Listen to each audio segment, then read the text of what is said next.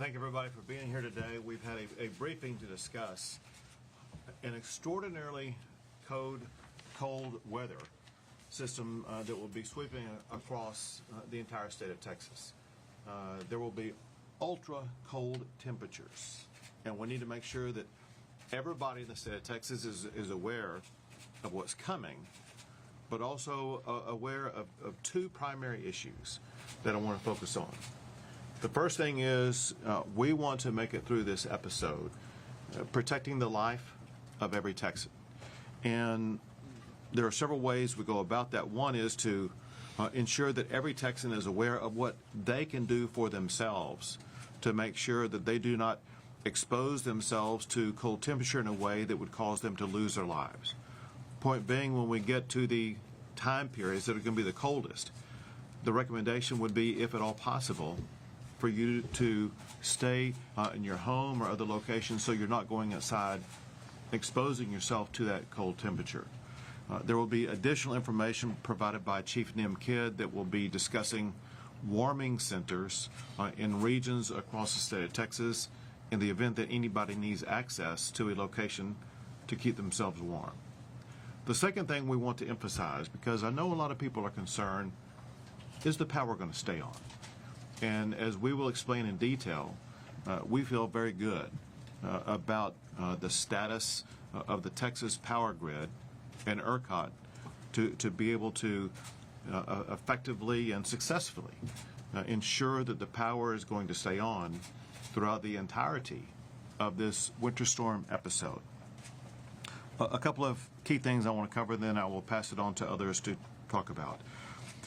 One is that there's going to be a lot of cold weather coming in beginning on Saturday through Wednesday. And you'll just see it moving in from the north and going all the way to South Texas. And so for those several days, beginning on Saturday, depending upon where you are, and then Saturday night, Sunday, all the way through Wednesday, you just need to be well prepared for a multi-day long period of being surrounded by extraordinarily cold weather.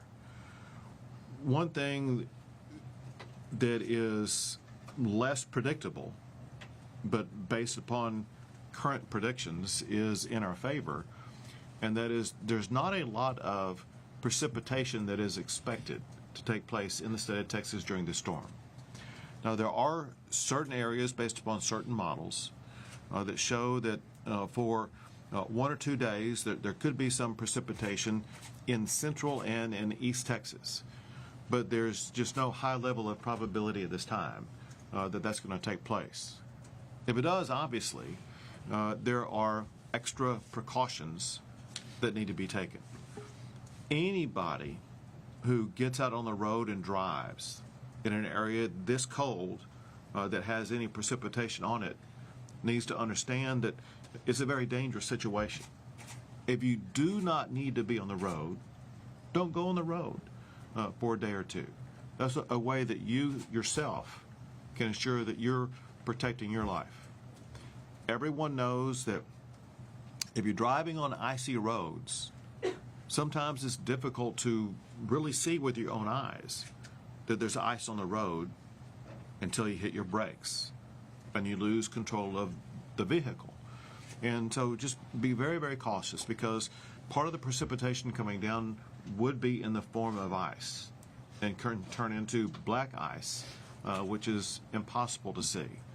I cannot overemphasize, if you do not need to be driving, don't do so.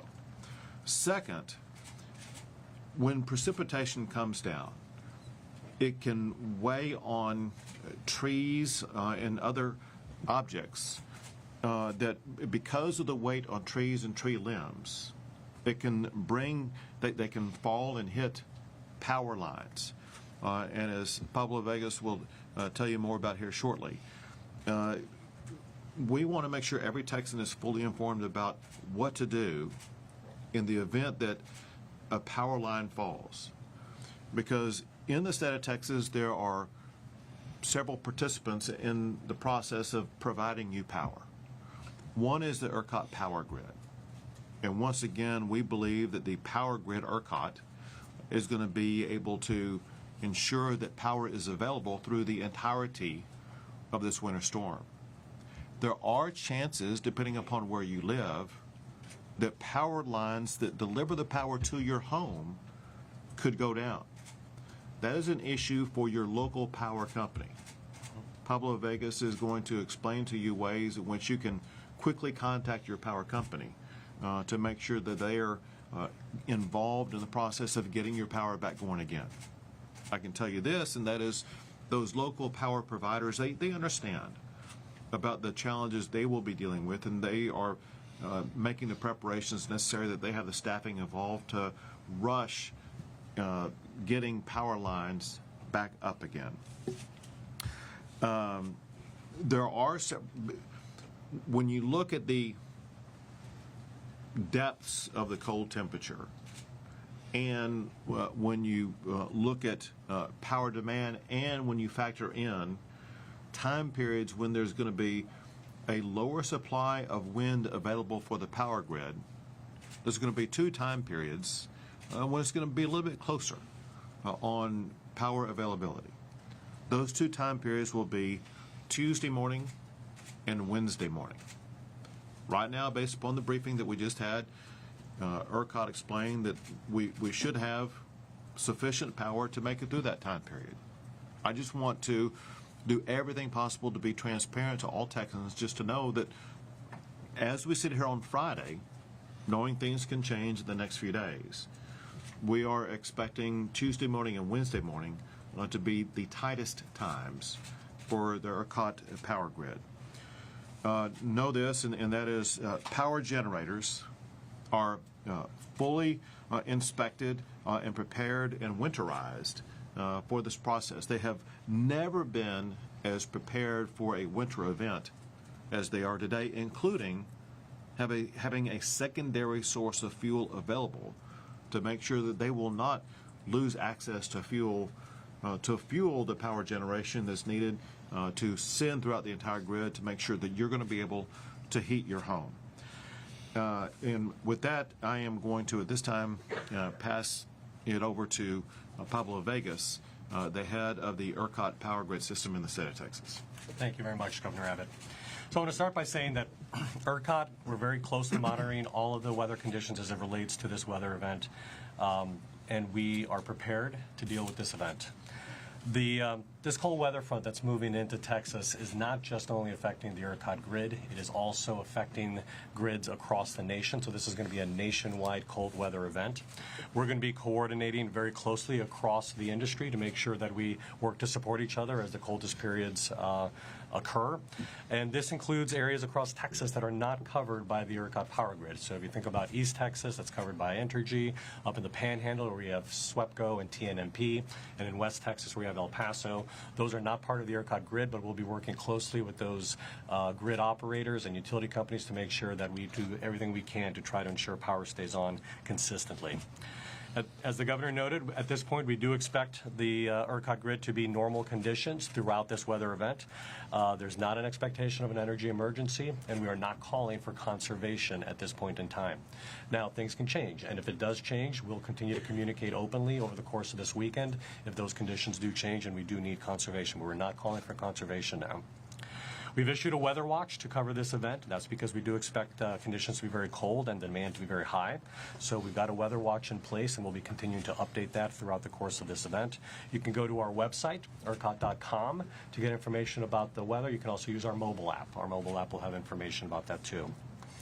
I want to let you know and reassure you that we are using every tool in our toolbox to make sure that the grid is going to be absolutely ready and prepared to deliver energy to all Texans throughout this weather event. The grid is better prepared than it has ever been before, in particular as it relates to cold weather events like this that is approaching. Whenever you have a winter weather event like this, there's always a possibility that you could get ice on lines or high winds that could cause localized outages, as the governor mentioned. In those cases, that's the local utility company's responsibility to deal with that. So we encourage folks that have power outages to contact either their local utility and go to their website if they want to get information, or you can go to the PUC Texas.gov/storm site, which is right up here. This will have information on how to access your local utility information and also have information about outages as well. We're going to add this link to the ERCOT site, so it's very simple for folks to find if they don't remember this. If they come to ERCOT because they want to check what's going on, they'll be able to see this as well to get access to that. I want to emphasize a few things that we're doing around winter preparedness to make sure that we're going to be getting through this without any problems. First off, the weatherization inspections. We've completed nearly 1,800 weatherization inspections across power generation and transmission facilities over the last couple of years. We're on track to do 450 this winter alone in order to ensure that everybody is weatherized and prepared to get through this weather event. We have been working with generators as well as transmission operators to schedule the maintenance on their system in between the very hot summer that we completed this summer all the way to this winter event. They've been taking their outages and doing maintenance on their power facilities to make sure that they're ready to perform during a tight weather event like this. And the fleet looks like it's in good condition. In addition, the fuel supplies look solid across the board, from coal piles to the gas supply.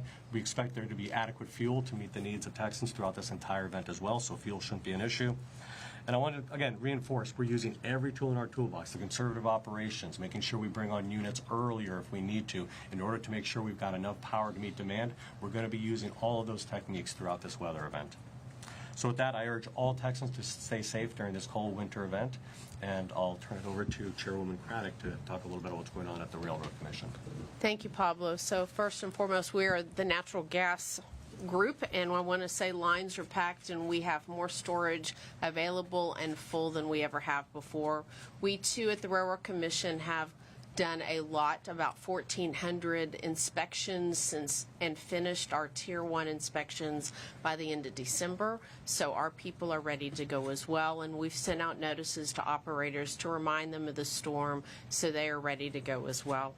Look, gas is flowing to our local distribution companies, which is obviously the gas going into your home and to your businesses. Again, if there's an outage there, which we don't anticipate, you're to call your local company for that. But we anticipate your gas is going to flow to keep your home warm. We have been consistently meeting with our regulated industries. In fact, we have a call regularly, and our next one's at 2 o'clock if there are any issues, but we haven't seen any. We are seeing everybody ready to go. CNG trucks are pre-positioned as a precaution across the state in case there is natural gas issues. We're obviously in contact with all the other agencies that you see sitting here, as well as, I will say, the PUC, the Railroad Commission, and ERCOT have great communication, I think, and I appreciate our partners. And the last thing I want to remind people, and I know that Nim will talk about this as well, safety is really important. Not just don't get on the roads, but also if you're using natural gas, make sure if you smell gas to call and for safety. Don't put a propane tank in the middle of your house. Be sure you are smart about using gas. This is a safety issue for all of us. So we appreciate the fact that our natural gas is going to flow across the state, and we've got plenty of it. So we think we'll have a good winter storm this cycle. Thank you. And now, Chief of the Texas Division of Emergency Management, Nim Kidd. Thank you, Governor. Life safety is our #1 priority for first responders across the state. Our second priority is going to be the protection of property. And in doing that, we really need to talk about people, pipes, pets, and plants. As we talk about people, you'll see the map of the warming centers. These 152 locations across the state right now are opened and operated by our local government partners. In each of these major cities and the websites, you can go to that local government and they will tell you when it is open and closed. But to start with, Texans can go to tdm.texas.gov/warm. It's the first click on the home page. That will also take you from warming centers to a place where many of our communities across Texas are going to be below freezing for 80 to 90 hours. And in some challenges, that can cause a problem for pipes. So on our website also, you have a list of all of the licensed plumbers in the state of Texas. I'm urging all Texans to take this afternoon, today, to start preparing to protect their homes and their businesses. And in doing so, we have these resources available to you. As the chairwoman said, carbon monoxide poisonings always happen during these type of cold weather events. And I need your help in getting this message out because these are preventable injuries and deaths. You should never run a generator inside your home. You should never run your car inside your garage with the garage door closed. And if you're going to have gas or wood-burning appliances inside the house, make sure that you have ventilation. There's no reason for people to stay cold in their home with all of the warming centers that we have across the state. So we feel that we're really well prepared for this. Last thing is, it's always a good time to check your emergency supplies. Take the day to stock up to make sure you have your normal supply of bottled water, to make sure you have plenty of food in the house. We believe that everything is going to go smoothly from a power generation and distribution side, but one person in a car wreck can take out a power pole that takes out a power line, and in these cold conditions, to be below freezing for so many hours, to get that power back on at the local level could take a lot longer than any of us want. So what we want you to do is make sure the Texans are prepared. And finally, we're already talking to some of our school district superintendents that are talking about closures on Tuesday. So we want to make sure that parents are checking with their school districts to make sure that if schools are closed on Tuesday, they have a plan for the kids for those days. Again, life safety is our #1 priority, and then property protection is our second priority. And Governor, with that, remarks. Thank you. I want to emphasize one last thing that Chief Kidd made reference to, and that is because of the ultra cold temperatures for such a prolonged period of time in certain areas, there's going to be certain areas where there's a much greater risk of having problems with your pipes. The best time to take action to prevent your pipes from eventually bursting would be today or tomorrow.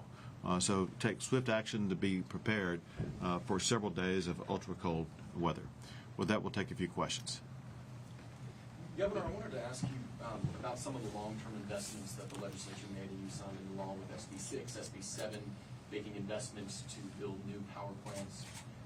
What's the timeline there? When do we expect to see those investments fully come to fruition, and when could all of those plants come onto the grid? So, and I'll answer the question followed by Pablo, who has a little bit more detailed information. But for one, even before the laws that I signed in the aftermath of this last session that provides economic incentives for more power generation in the state of Texas, we had more power coming onto the grid. Over 2023 and in 2024, there have been many announcements of more power coming onto the grid. Pablo and I did one in Houston, Texas, with Calpine in December. There were some announcements before that. And you also see a massive increase in battery power generation already, but also forthcoming for the remainder of this year. There are literally dozens, not scores, of projects in the early stages of announcement of adding more power to the grid. So we see great promise in more power generation coming to the state of Texas, and that's going to be especially true because of the law that I signed, providing those economic incentives that drives down the cost of providing that additional power. You want to add to that? Yeah, Texas provides an outstanding economic environment for investment in power generation. The demand and the economy is growing in the state. That is very clear. We are starting to see a lot of the power generators evaluate projects that they have been working on to advance them more quickly. It can take, on average, 3-4 years to build a power plant on average. But during that time that those power plants are constructed and built, we expect to see rapid increases in the availability of battery storage, probably doubling the amount of battery storage in the state of Texas this year alone, and seeing continued growth in 25, 26, and 27. In addition to, of course, we've seen a lot of growth on the renewable fleet as well. Solar growth is continuing very rapidly, which is great in the summer when we need that to cover the big peaks in the summer. But the environment in Texas is strong for investment, and we're seeing the movement on that that's well supported by the legislation that was passed. Okay, go ahead. You talked a bit about the thermal fleet. Can you talk about projections for wind and solar during this event? Yeah, because this is not a heavy precipitation weather event, we expect the wind performance to remain strong throughout the next several days. As the governor pointed out, Tuesday into Tuesday night, that's where we see a little ebbing in the wind, but it's not any issue with freezing that we expect. We expect it more just to be traditional kind of wind flows.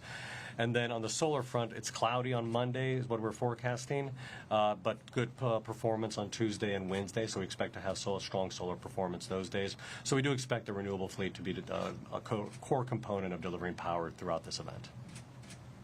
Governor Abbott, I know that we're here to talk about the weather event. Respectfully, there's another story that's getting a lot of attention, which is what's going down at the southern border. The federal government has alleged that the Texas National Guard is blocking access to a crucial part of the border.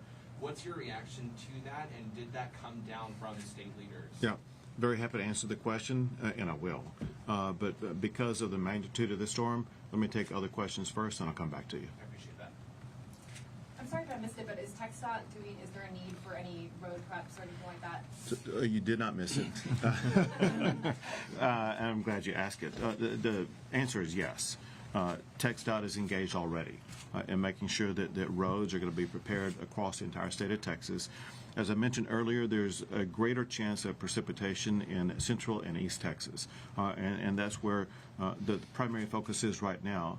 But also, as I mentioned earlier, there's not clarity about exactly where we will have precipitation, and so there's going to be great flexibility by TxDOT in every region of the state of Texas to make sure they are treating roads in a way to prepare them for potential travel over roads that are icy, that have snow or other aspects to it that make it dangerous for people to drive. TxDOT's primary focus is public safety right now on our roadways. Commissioner Craddock mentioned natural gas supplies to homes and businesses. What about motor fuels? Are you confident that the stations around the state will have adequate gas and diesel supply? While we don't do that directly, yes, we don't anticipate a problem. Everybody's staged and ready to go, and we should have plenty of fuel in the state. Thank you. Governor Abbott, Chief Kid. Your press release on January 7th mentioned that part of Level 2 readiness was having volunteer organizations be mobilized. Could you talk more about what that entails, what these volunteers do? Yes, ma'am, great question, and a lot of that has to do with our warming centers and locations. So across cities where they will open up with either city employees or volunteer or faith-based organizations to help staff those warming centers. So our VOADs, our volunteer organizations active in disaster, are fully engaged with our local partners, and most of the people you see sitting on this first table here behind us in this room are coordinating with them all over the state. Are there any resources of looking at the warming stations for folks who are maybe more in the outskirts and rural parts of the state who are looking for warming centers or other places to shelter during? Yeah, great question. And as you start drilling down on this map, you'll see a little bit more.